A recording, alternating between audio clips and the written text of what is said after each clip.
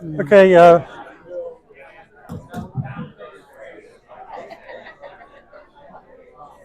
everybody, right on time. Yep, yep. We got to move things along so you guys get in for dinner.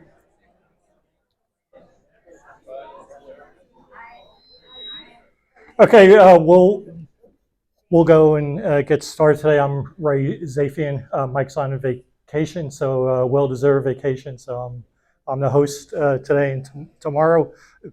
Thank you for attending today. The format today is we'll introduce Bobby. We have a few slides, not much, and then I'll ask some questions, and those questions come from the feedback membership provided about from the McMahon survey there. We'll touch on food and beverage amenities, market growth, and then from there we'll open the floor up for questions for the last 20 minutes. So let's hope that all works well. But first, let's give a warm Sugar Mill welcome to Bobby Lambert. Thank you.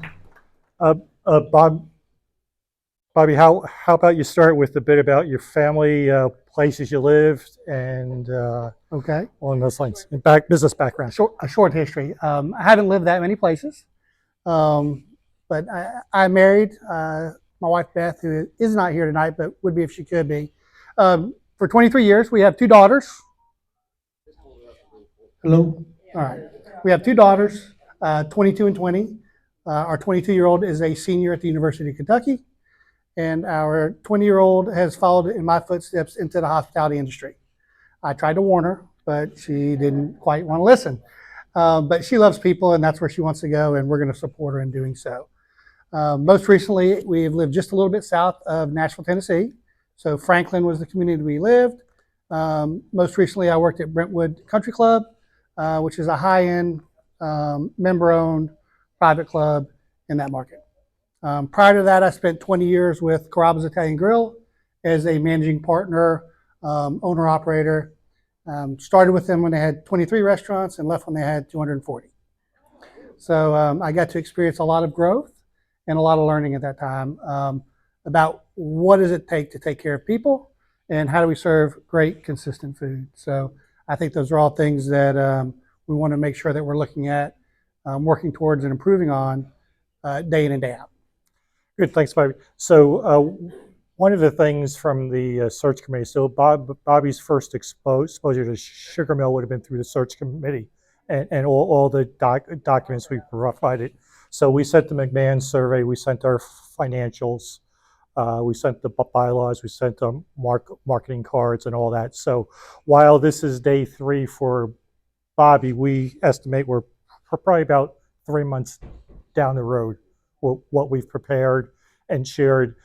Since Bobby's accepted the offer, we've been in touch every other day mostly, right? Yes.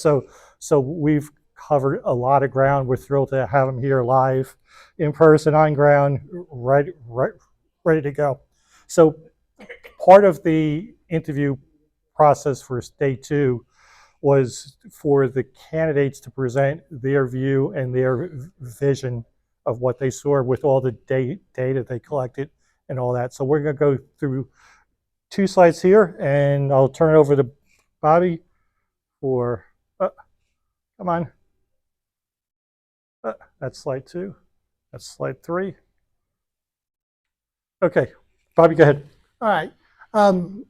You all can read, so I'm just going to elaborate. So I think the most important thing you think of when you're talking about a private member-owned club is how do we continually elevate the experience?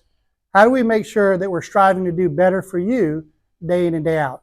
First, it comes from getting information from you. I think McMahon Group survey provided a lot of information in each area that the club had to offer, whether it be tennis, pickleball, golf, dining, events.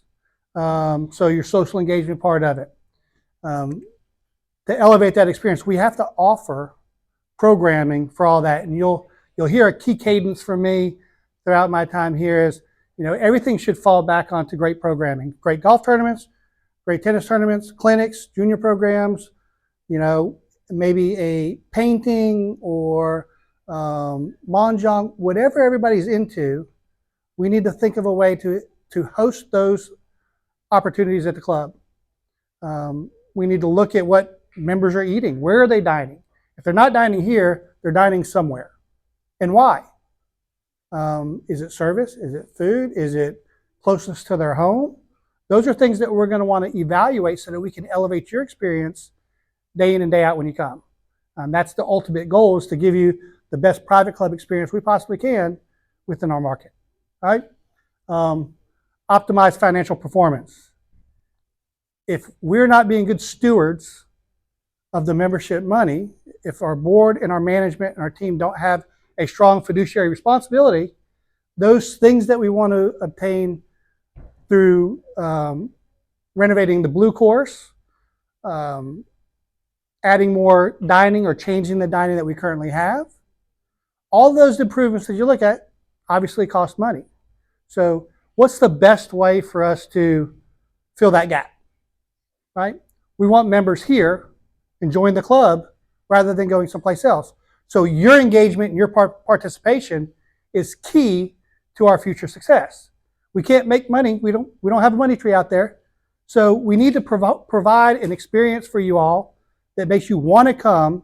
If it's once a month you're here to dine, or once a month you're here to play golf, that we get you to come twice a month. And for every time that you are entering the club, we want to make sure that we provide an opportunity for you to come an additional time. That engagement makes you a happier member, because I'm spending money to be here.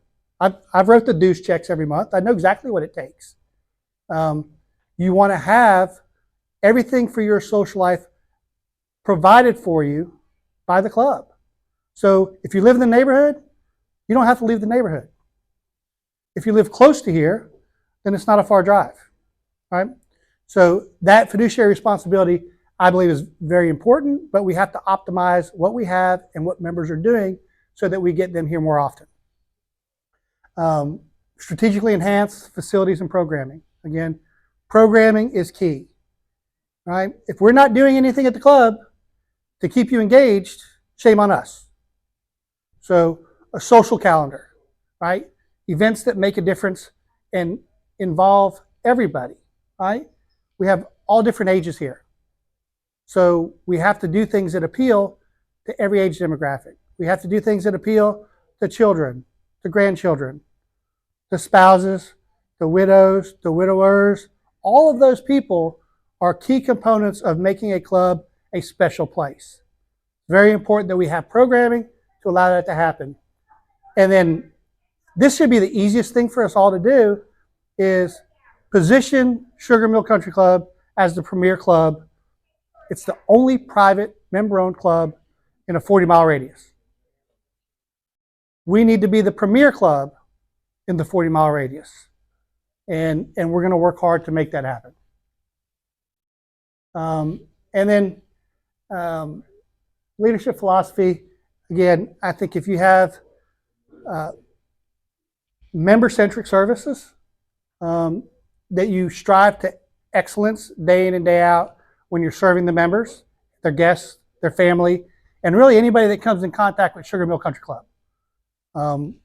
We want, when somebody thinks about joining a club, that their real estate broker tells them, we want you to be at Sugar Mill.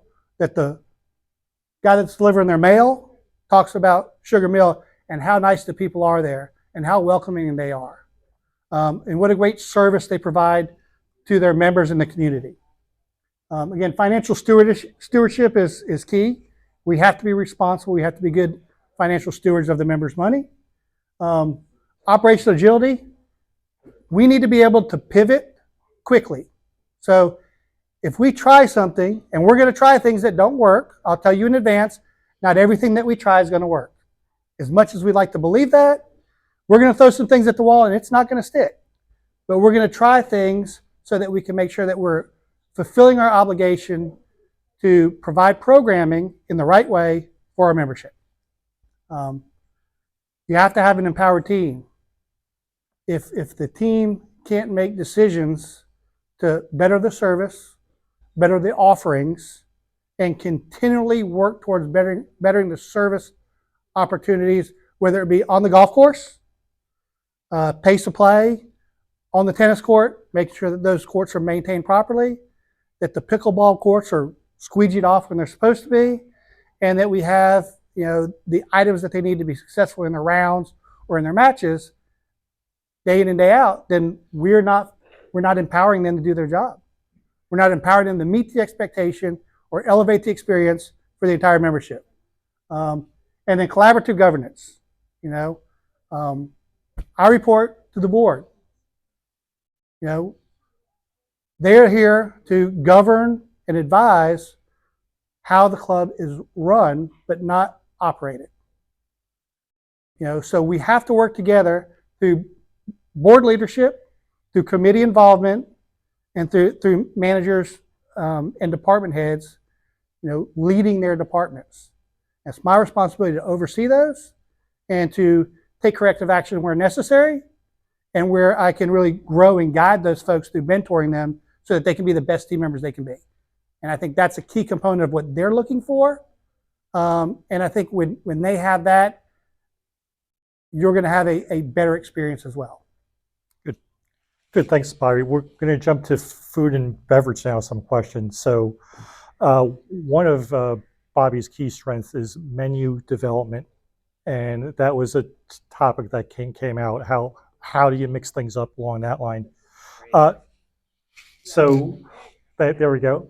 So what would be the difference between a public restaurant menu and the challenges that a private club faces, and some examples? So it's a great question. So a public restaurant has an infinite number of people that have the choice to eat there.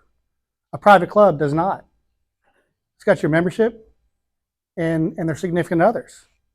So, where my restaurant, when I had it in Nashville, I served 17,000 people a week on average. So we would have to have everybody that's a member eat here just about every day to make sure that we could reach those numbers. So that's not a realistic expectation. It's just not.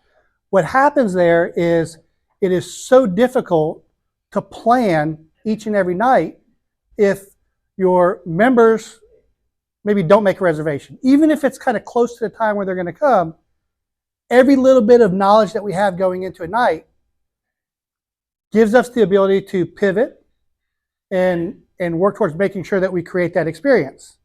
So them knowing what it's going to take to prepare food for an event, right? So reservations, RSVP, getting your friends involved. If you come up here and it's not full, call somebody. Get one of your friends to come up and have dinner with you or have a cocktail with you, right? Every little bit of that makes a huge difference. That's where a club is really special. You have the opportunity to bring somebody into a place that's not overrun. If I could get a show of hands, how many people have waited for a table when they came in? Have you had to wait on a table? Have you had to put your name on a list and wait? But in most restaurants you go to, whether it's 4 o'clock or 6 o'clock, you may have to wait 15, 20 minutes before you get a table available, right? The goal is that you don't have to do that in a private club, that you can be sat right away. But typically, you come in and the first place you go is to the bar, right? Because we want to get a cocktail. We want to have the opportunity to talk to some friends, visit with some guests, maybe see somebody across the dining room. And you want to have a staff that's here to cater to your needs. That's probably the biggest difference, other than offerings and, when you have X number of people coming in to dine each and every night, you can really plan. You have buying power because you're doing more business with your food vendors. So that creates an opportunity for you to probably change the menu a little bit more often. But those are really the biggest differences. Good. Thanks, Bob. And one thing was about food consistency was a topic that came out now. So Bobby has an interesting story about 3 cheeseburgers. Okay.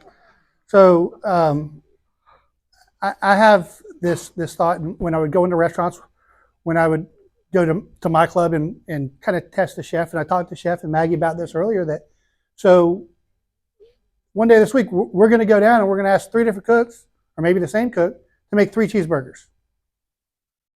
We're going to taste all 3 cheeseburgers. So your expectation would be that no matter which cheeseburger we ate a piece out of, that cheeseburger would taste exactly the same. And if we did that the next day, those cheeseburgers would taste exactly the same, no matter who was cooking it, whether it was upstairs or downstairs. That product should taste exactly the same. So that's a key component. When you get to that point, you're going to meet the expectation of consistency. It's a kitchen is organized chaos. The restaurant industry as a whole is organized chaos. But when you're consistent with your expectations and you're training your team, the expectation should be that product tastes exactly the same no matter where you have it at the club.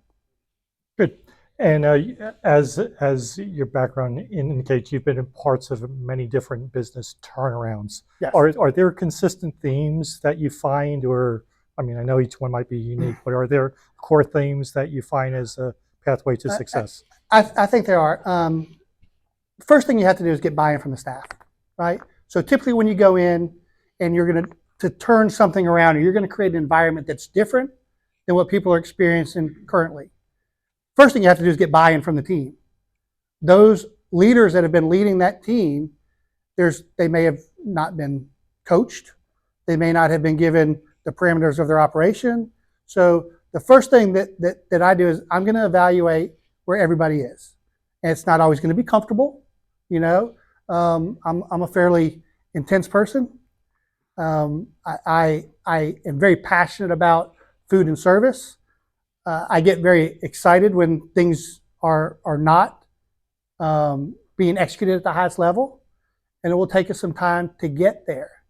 But the most important piece is getting the team on board and everybody moving in the same direction, and making sure that their representation of that to the membership is consistent between each of them and the members of their team.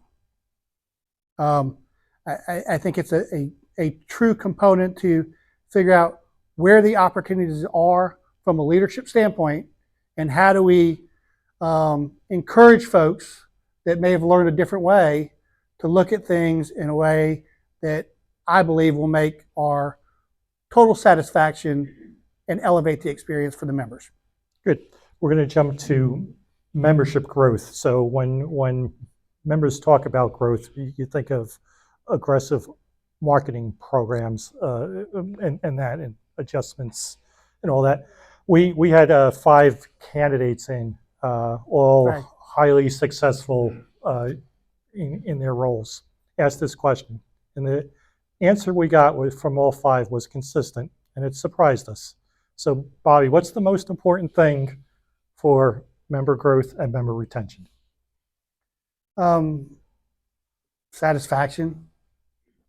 You know, you as members expect to be heard, right? So how do we grow the membership? We start with making sure that we have happy members. Pretty simple. At least you would think it is.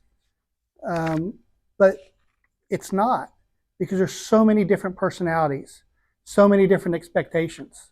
So it's a huge challenge. It's a big hill to walk up day in and day out. But when you really get into how are we going to make ourselves better and how are we going to grow membership, we're going to do it grassroots. If you all are members here, if your friends aren't members here, or you're not talking to them about being members here, then we're not doing something right. We're going to go out and get in the community, and we're going to bring people in.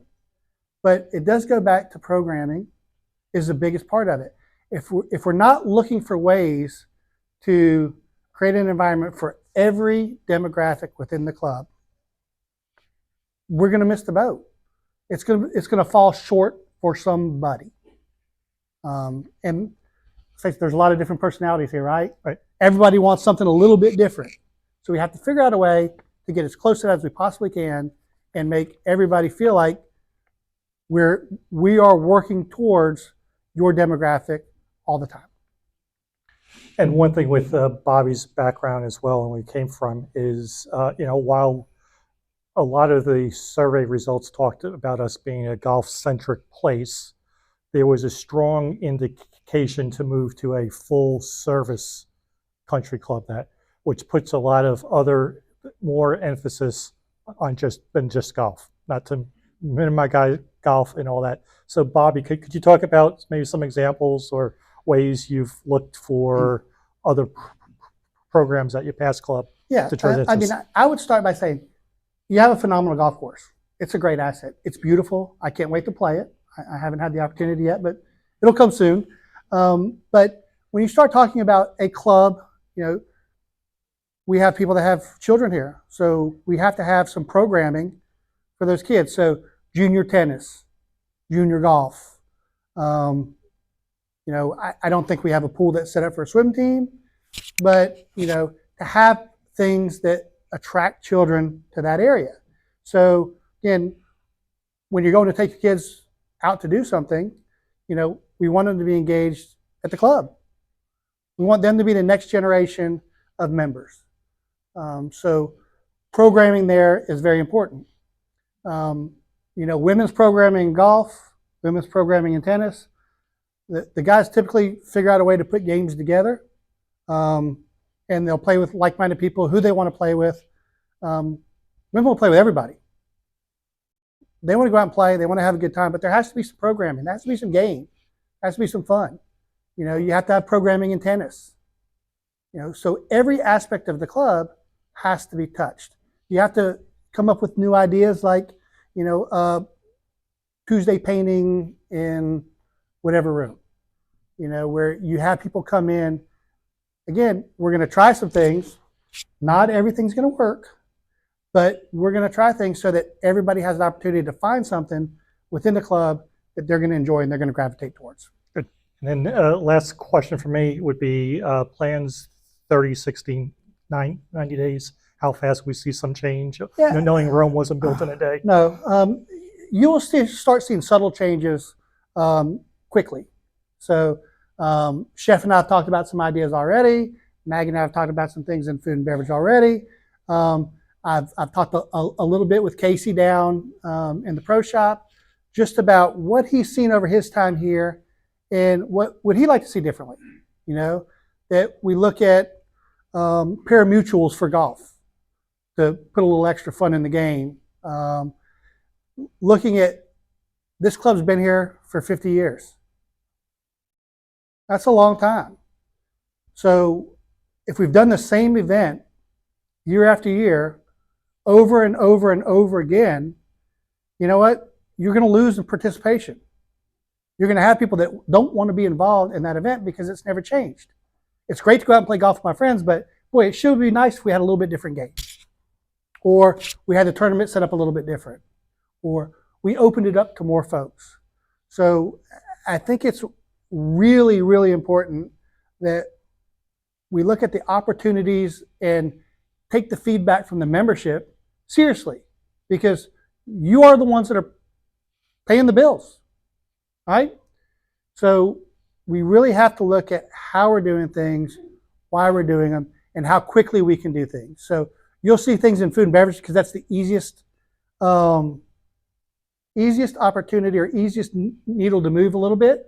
But you have to come in and give us the opportunity to make a difference or show you something different. If you're not using the club, you're never going to see the difference, right? So if you've got friends out there that have been members for a long time and they don't come for dining because they had a bad experience in 1974. There are some members out there that you may have that are in that position. You need to tell them, we are bringing in the leadership. We've got a dedicated chef, food and beverage operator. We've got a general manager coming in that has some food depth and a lot of food experience, a lot of F&B experience. Give them the opportunity, because we also need feedback. If we don't have people using the club, we can't get sufficient feedback. If you don't get sufficient feedback, you can't initiate change quickly enough. So we need your support to make a difference. Thank you. With that, I'll open up to questions from the floor. You Anybody want to just go around with the mic? raise your hand? I'll do that. Any questions for anybody? Yes, Roseanne.